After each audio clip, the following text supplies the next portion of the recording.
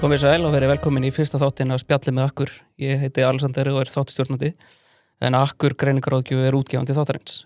Hugmyndin með þáttunum að ræða við áhugavera aðila málefni sem tengjast greiningum Akkur. Bendir á að ekkert sem framkemur í þættinum fjármálaráðgjöf. Fyrsti gestur þáttarins Jón Guðni Ómarsson, bankastjóri Íslandsbanka. Við ætlum að fara yfir rekstur bankans og bankarekstur almennt. Vertu velkomin. Takk alveg fyrir það og mikill heiður fyrsti gesturinn. Já, takk fyrir. Getur þú kannski byrjað bara á að segja ykkur aðeins frá þér, þínum bakgrunni og hvernig þú endar sem bankastjóri? Já, það spurning hvað maður frá langt aftur.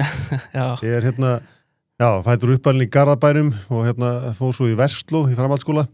Var þar svona lættis með veggjum kannski til að byrja með og var meiri í starffræði heldur í félagslífinu. En svo breyttist það í loka árinu þar sem ég var komin í stjórn nemendafélagsins og var svona meira má segja í félagsmálunum og fór svo beint eftir það í verkfræði, vél- og iðnaðarverkfræði í háskólanum. Já. Náttúrulega gríðarlega gott nám og svona góðu grunnur, svona tæknilega og starffræðilega. Og svo strax í kjölfara því að þá smelti ég mig til Kína 1 ár. Ég ákvaða þegar ég var 13 ára, ég ætlaði aldrei að drekka kaffi og ég ætlaði að fara til Kína. Já. Þannig að ég var að fylgja því eftir. Já. Og var að læra bara læra kímisku. Já, og svo var maður eitthvað að vinna fyrir sig bara með að vera statist í bíómyndum og svona sittkor ýmsu. Já. Þannig að það var alveg hrikalega skemmtilegu tími og upplifa Kína þarna þetta árið 99-2000 og kom svo aftur þangað núna bara páskana með fjölskylduna og sjá breytingar, þetta er bara alveg ótrúlegt. Og kanntu þá kínversku eða? Ég kann svona örlítið. Já, getur bjargað þér? Já, ég gat bjargað mér aðeins svona, en aðeins minni en ég hafði svona ættinga til.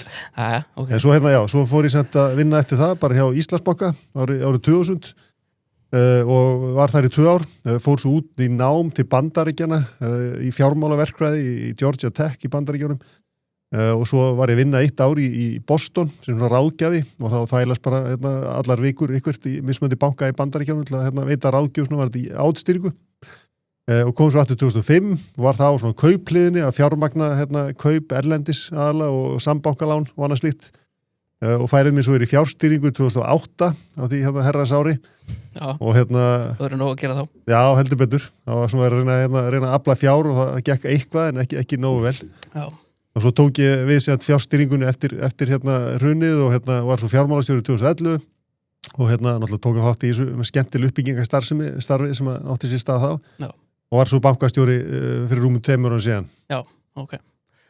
Og líkar vel, gerir ég ráð fyrir? Já, þetta mjög skemmtileg starf. Fjölbreytt. Já. Nú lauk sölu ríkisins í sumar á eftirstandir hlut og það sem að það bil 10% þjóðarinnar tók þátt. Og í dag eru hluthaðar 27.000 skilsmér. Hvernig líður að vera með svona stóran hluthafahóp og finnur þú fyrir aukinni ábyrgð það að koma þátt í 10% þjóðarinnar sem hluthafa? Já, ég var náttúrulega með ríkið sem eiganda, voru náttúrulega með alla þjóðina sem hlutafa, að segja. Þannig að getum ekki sagt að það breytir miklu. Það er bara alltaf verið að vinna fyrir hluta og gera það eins vel og hægt er. Já, en finnur þú fyrir auknum áhuga, svona á rekstrinum? Já, það er aðeins meiri áhugi og maður er mjög gaman að hafa svona stóra fjölda hlutafa sem að brenniði áhuga og vilja bankanum vel. Já. Það er mjög skemmtilegt og svo finnum við líka bara í kjölfarið það bara heilt yfir áhugin aukist. Þannig að það er búið mikil velta með bréfbankans og svona enga fjárfestar að koma inn líka. Já, einmitt. En kannski ef við snúum þá svona aðeins bara almennt að bankarekstri. Hvernig myndir útskýra bankarekstur fyrir einhverjum sem annarkur bara fyrir barni eða bara einhverjum sem hefur ekki sett sig inn í þetta? Hvernig virkar þetta?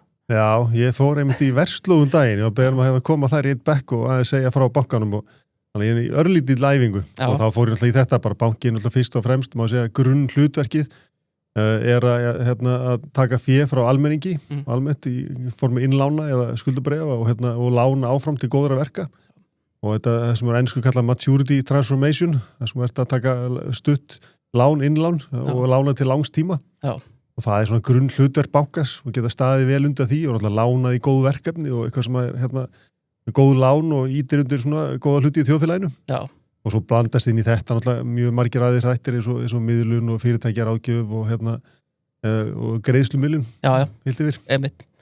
Hvernig nú að sumir, ég veit ekki hvort maður er að segja margir, en allavega sumir gagnrýnda hversu mikið bankarnir græða og þú þekkir þess að hún kemur svona yfirleitt 4 sinni á ári alltaf eftir öll uppgjör. Einmitt. Þú vera að benda á að bankarnir nú hafa svo satt kerfislegu mikilvægu bankarnir 3, það segja Arion banki, Íslandsbanki og Landsbankin, samanlagður hagnaður síðustu 12 mánuði 100 milljarðar, en á móti kemur að eigið fyrir í þessum bönkum 775 milljarðar, þannig að arðsemin bara rétt tæplega 13%, en hvernig svarar þú þessari gagnrýni?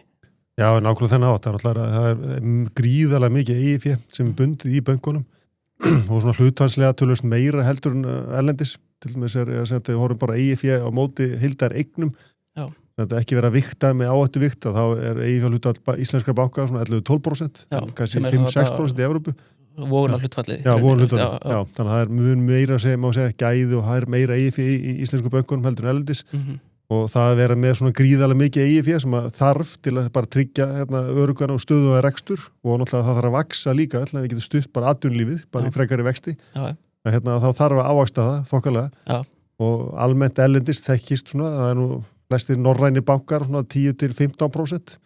Þannig að við erum bara svona svipuð með og þeir, má segja. Já, meira að segja, ég skoðaði nú daginn, ég tók nú ekki alla en ég tók svona stærstu bankanum á Norðurlöndunum og þar engin í rauninni, danski banka með 13% markmið, DNB 14 og til dæmis sænsku bankanir eru allir í 15% pluss. Einmitt. Þannig að í rauninni, það mætti jafnvel segja, íslensku bankanir séu með bara, það bara spurning, arðsemiskrafa Íslandsbankana oflá, sérstaklega að þú horfir á hvað vaxtastig hátt á Íslandi með við þarna. Algjörlega, þannig að álag ofan á áhættulausa vexti töluvert lægra hérna heldur en úti. Já.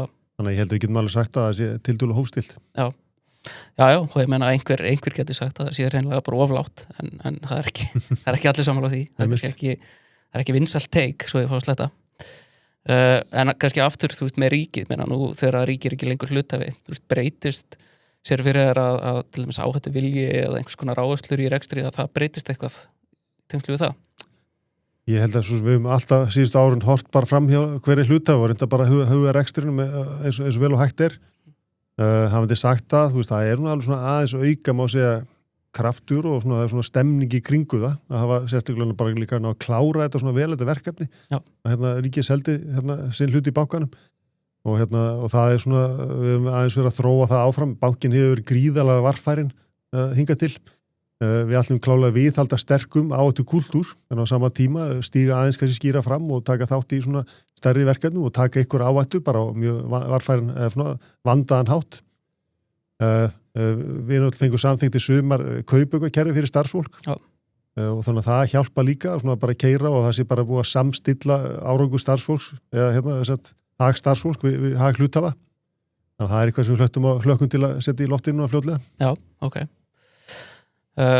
Kannski aðeins samstarfsaðila þáttarins að þá er smáríkið samstarfsaðili og nú fá allir nýjir viðskiptavinir 2 konar inneign til að skrá sig. Ert þú búin að skrá þig? Ég á eftir að skrá mig, en ég nauta sem var í gær, ég fór í matabóð og gestgjafinn sagði mér, hann hafði fattað það á sunnudegi bara kl. 5 að hann átti engan bjór. Já. Þannig að hann hringi í smáríkið og var komið með bjórin ískaldan 12 mínútur seinna. Já, svona virkar þetta. Þú ert þá heppin að því að þegar þú skráðið þig þá farið 2 konar inneign og hvað þegar þú farið þína inneign, hvað sér þau fyrir að nota ný? Ertu bjórmaður eða ertu í ófengu eða hvernig? Já, ég er mikill bjórmaður, en er svona kannski mest í ófengu þessa dagana. Já. Og ég meðist að ófengi bjórn einmitt orðin oft bara betri heldur en hinn. Já. Sem er ágætt. Það er svona að reyna að blanda þessu aðeins saman. Já, ég er nú ekki mikill bjórmaður sjálfur en ég er svolítið kampaðinskall, þannig að ég hugsa að mín inneign fari í flösku á Pól Rosé. En síðan er fyrir þá sem er í púðanum að þá eru smáríki með ódýrustu púðana líka.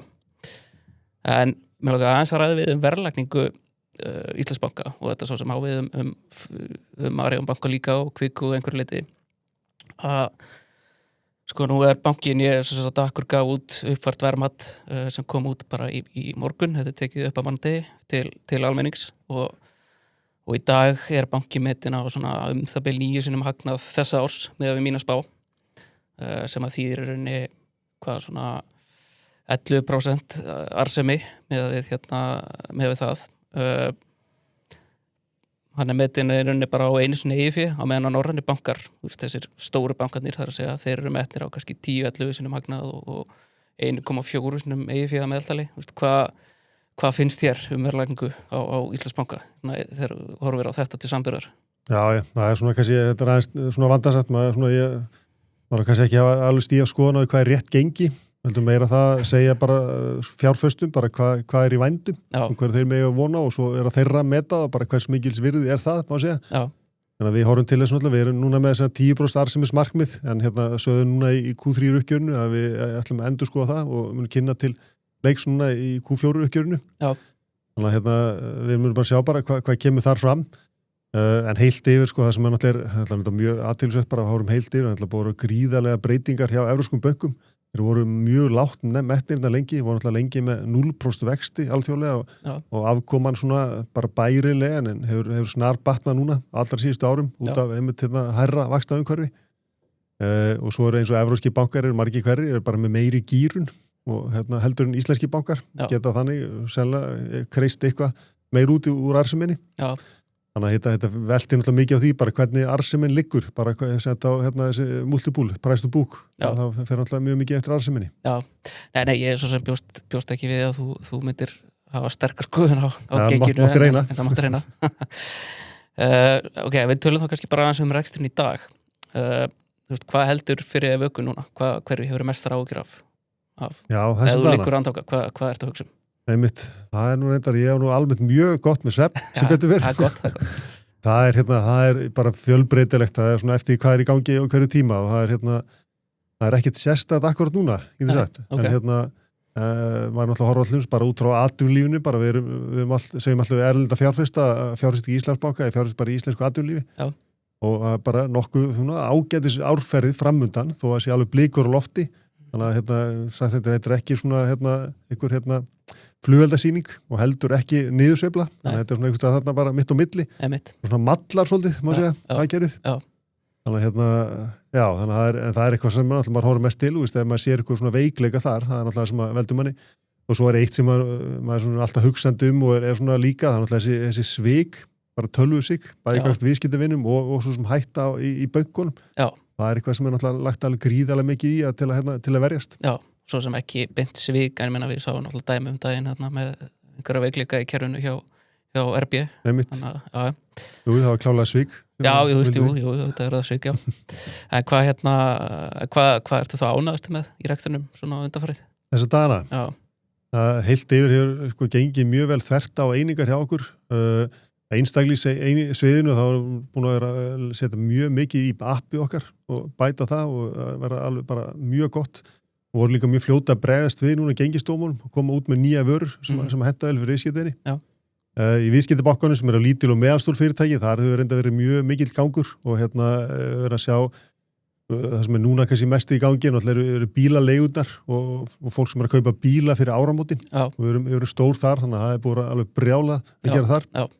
Og svo eru meiningu sem er stór fyrirtæki og fjárfesta þar hefur gengið varum með mjög sterkar stærstu hlutöldina í miðlun til dæmis vorum að í ráðgjöf núna var þetta Dranga sem kom núna fyrir helgi og bara mjög margt skemmtilegt að gerast þar líka. Já, ok. En kannski svona aðeins bara þú veist í framhaldið þú veist að tala vaxtamálin og ég meina ég er svona alltaf verið einhverja fréttir Þorbjörn Atli Agró var nú með þó ég held að MBL á hann kannski svona verið með svona soldið hvað maður að segja, svona æsi fréttamennsku í fyrirsögninni en hann var að tala um að fasteignaverð gæti lækkað og sem ég er í sjálfs er ekkit ósammála. Ég meina það hlýtur að þurfa að vera eitthvað samhengi milli fasteignaverðs og launa og þegar fasteignaverð hækka svona mikið umfram laun þá hlýtur að verða einhver leiðrétting en hvort að það þýði lækkun og nafnverði eða hvort að þýði bara að það veri minni hækkun eða standi í stað á meðan að laun einhvern veginn nái skottið á þessu.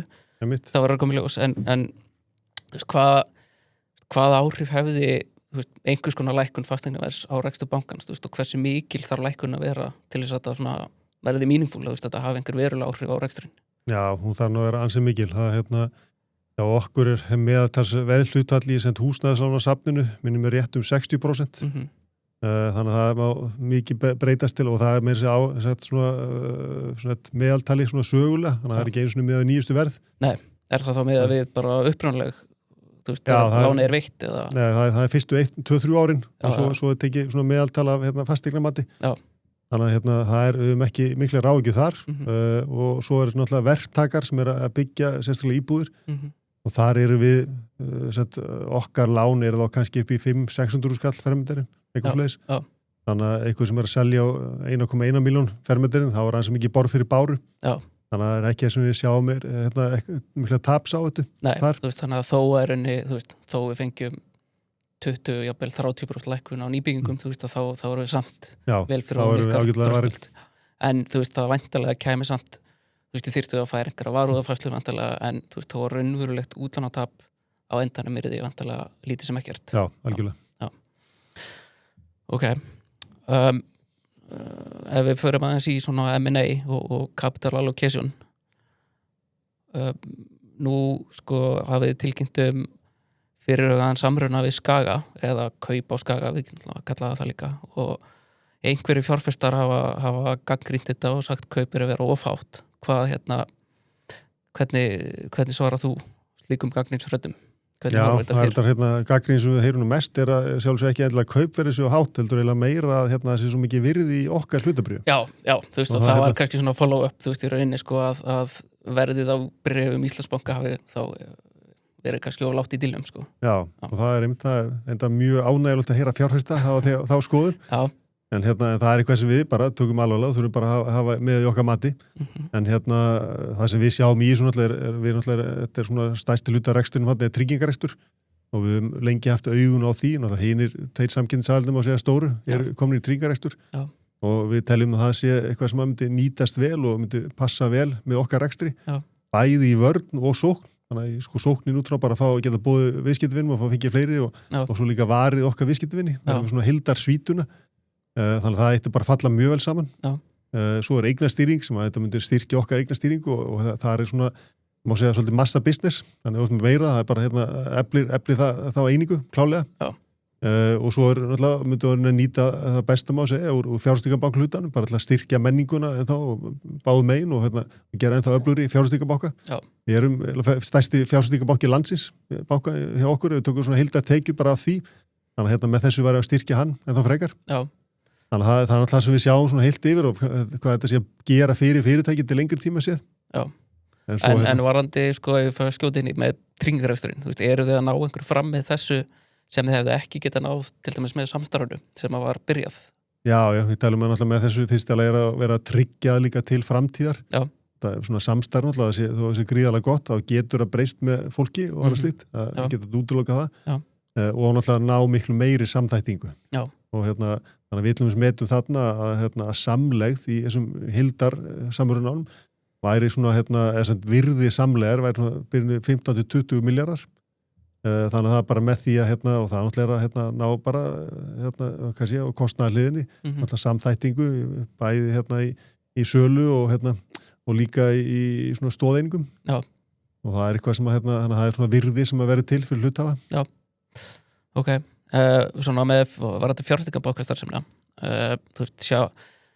þetta er ekki búið að taka neina ákvörðun enda er þetta ennþá bara á viðræðustigi en sér þú einhver tækifæri til dæmis í því að kljúfa fjárfestingarbankastarfsemina svolítið frá og reka hana jafnvel undir hvort sem það veri undir fossabrandinu eða einhver öðru og taka þetta eitthvað í sundur eða sér þau fyrir að þetta verði áfram bara Íslandsbanki og þetta verði þá frekar þannig. Já, við hefum sem ekki gefið út með það en við útilokum með sjálfsér ekki því og það verður skoðað og má segja kannski base case að þetta sé áfram undir okkar brandi. Ok. Þið tóku fram núna í síðasta uppgjöri að þið hyggist nota alltaf 15 milljörðum af eiginfé kaupa á erlendri starfsemi. Hvers konar starfsemi eru að horfa á þar? Og ég meina, hvað eru þið svona komin langt í þessu fyrst þið ákveðið að taka sérstaklega, eyrnamerkja sérstaklega 15 milljarða, eru þið með að skoða einhver ákveðin fyrirtæki og hvað er þetta komin langt? Já, þetta er sjálfsögðu þar núna, við erum svona búin að ramma inn hvað er það sem við höfum áhuga að skoða og það má segja er Norður Evrópa og eru það að horfa til eignastýringar eða svona lánveitinga til lítilla og meðalstóra fyrirtækja á evrópska vísu. Okay. Við höfum verið í lánveitingum í sjávarútvegi töluvert lengi, alþjóðlega og gengið mjög vel. Þannig þar væri að skoða eitthvað þar sem að bankin hefur eitthvað fram að færa. Við höfum mikla trú á eignastýringu, það sé bara vaxandi geiri og verið áfram vaxandi. Fólk má segja að byggja upp auð yfir tíma og einhver Íslendinga munu vilja vel af tengingar út og svo tækifæri til að fá líka fjárfestingar heim. Já. Þannig að það er svona helst á þessum sviðum sem við erum að horfa til. Þannig að við erum búin að rammi þetta sem við viljum skoða og það voru næstir að sjá hvort við finnum eitthvað tækifæri og það er eitthvað sem við erum bara við að okkur núna og sjá hvort við finnum eitthvað. Já. og við setjum einmitt sko 0 til 15 milljarða út að það ekki þannig sér augljóst að við finnum eitthvað. Já, það er svona rétt. Nei, einmitt. En kannski sko, veist, ef ég fæði að spyrja minna af hverju eru til dæmis að horfa á þetta frekar en til dæmis bara að skila fjármunum til hluthafa og svo ef þið finnið eitthvað og þá gætu þess að kannski sem bara búið til hlutafundar og sóttum auki hlutaféð til þess að kaupa starfsemi úti eða eitthvað svoleiðis. Já, og það er algjörlega mögulega því. Það er svona, eins og aftur, segjum 0 til 15 milljarðar. Ef við finnum ekki eitthvað á næstu mánuðum, þá náttúrulega munum bara skila hraðar féð til hluthafa. Já. Og getum þá sótt aftur seinna ef við finnum tækifæri. Já, ok. Hvernig, svona, þú veist, bara í framhaldi af þessu, ég meina, þú veist, þarna verið að það hefur náttúrulega verið að stíga stórt skref með fyrirum kaupum á Skaga.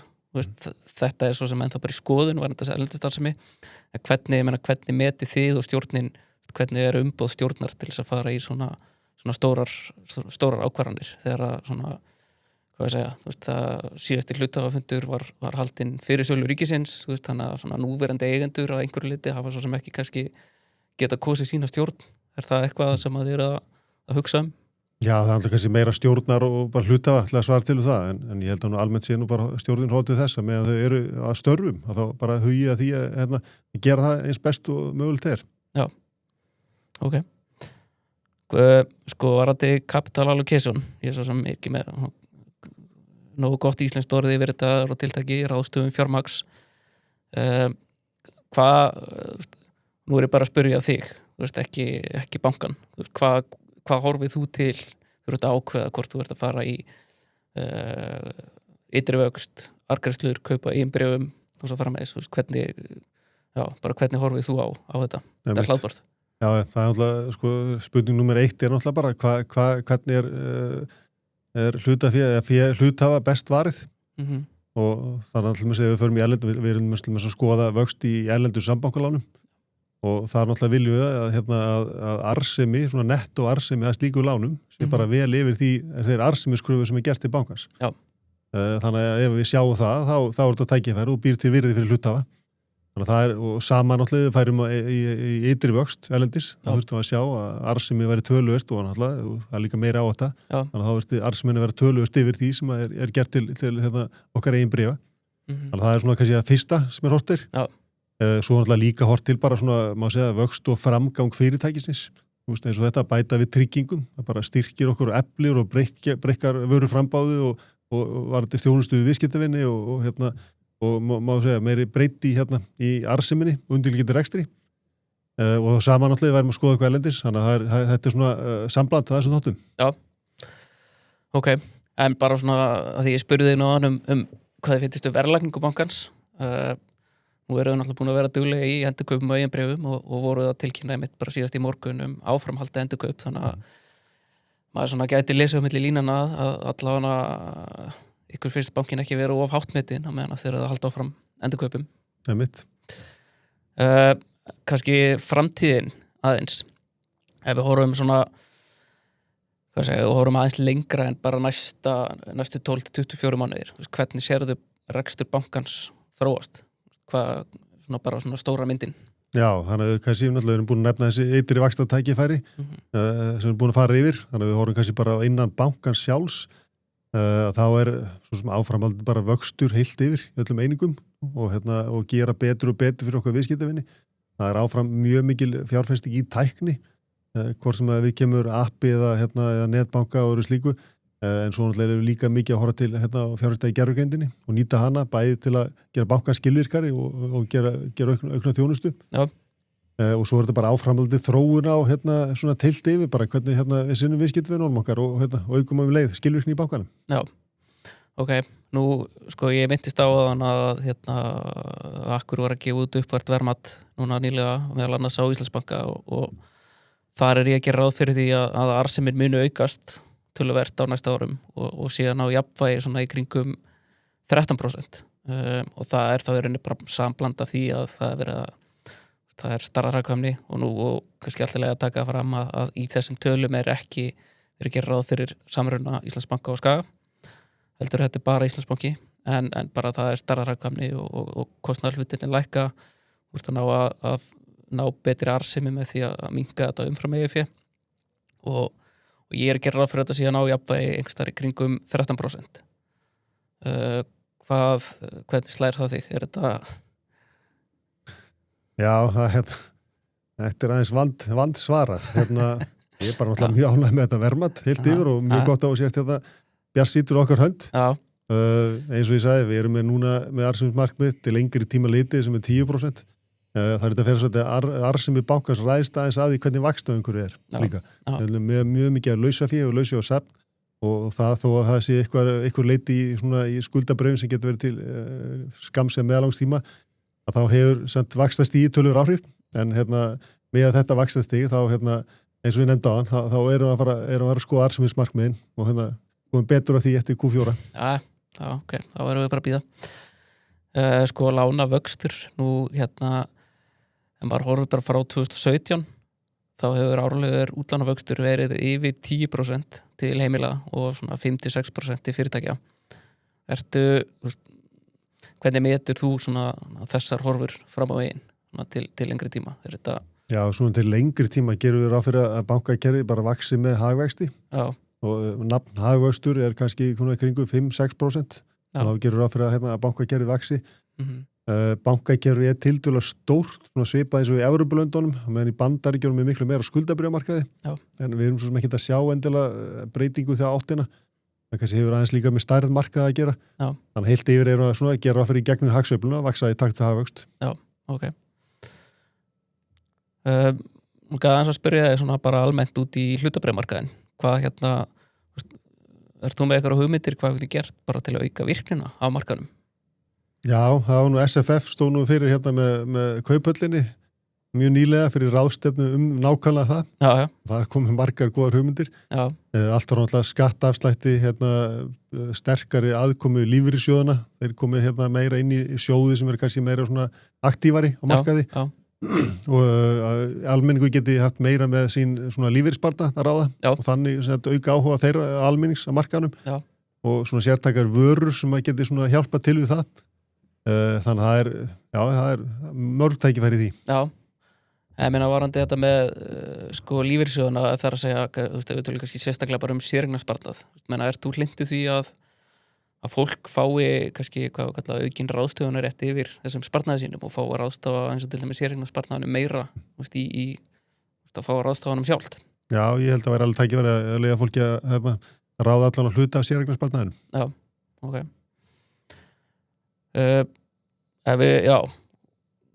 Svona kannski aðeins svona almennt í lokin hvernig bara er dagur í lífi bankastjórans Jóns Guðna?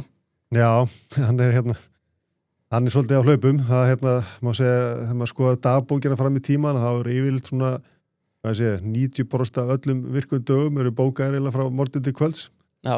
Þannig að og svo reynir maður blokka eitthvað inn á milli til að geta eitthvað líka hugsað og gert eitthvað svona eitthvað að viti, en það er og gríðarlega fjölbreyttur.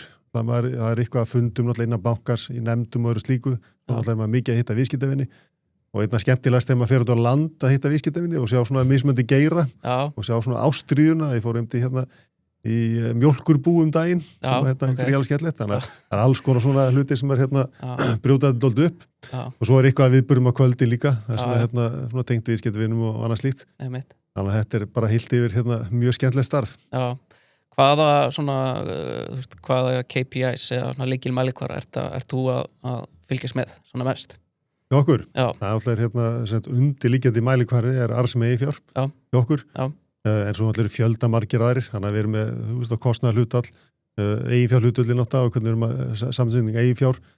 Svo er að horfa út á viðskiptavinnunum, það sem er NPS mælikvarðin mest notaður. Við sjá bara ánægi viðskiptavinna heilt yfir og svo erum við vinnustæðagreiningu tvisvar árið til að sjá hvernig starfsmenn hafi það og svo er fjöldamargir aðrir. Já, ok. Hver er mesta eftirsjáðin annarkvort sem bankastjóri eða fjármálastjóri og það getur þá verið bæði verið eitthvað sem þú sérð eftir að hafa gert eða sem þú sérð eftir að hafa ekki gert? Já, ég þurfti að fá þessa fyrir. Þetta er valdasamt. Setja þau on the spot. Mesta eftirsjáin.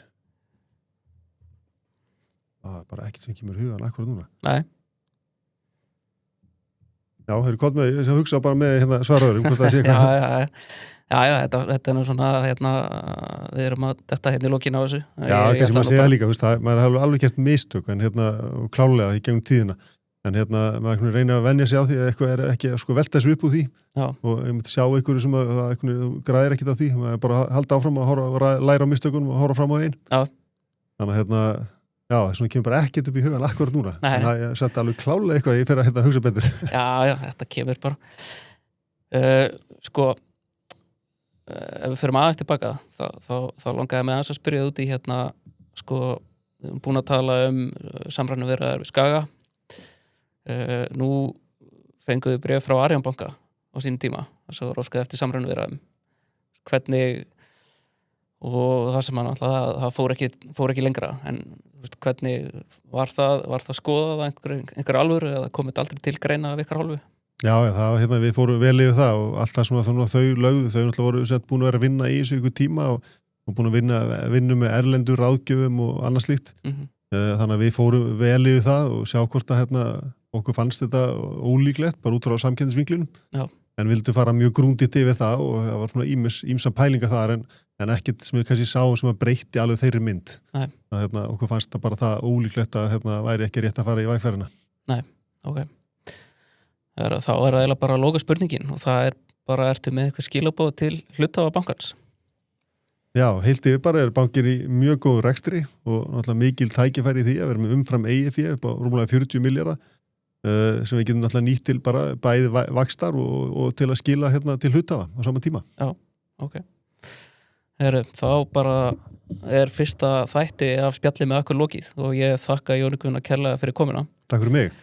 Næsti gestur þáttarins verður Heiðar Guðjónsson fjárfestir og sem í dag stærsti einkafjárfestirinn í Íslandsbanka og við viljum meðan annars ræða við hann hans sýn á bankan. Þangað til næst.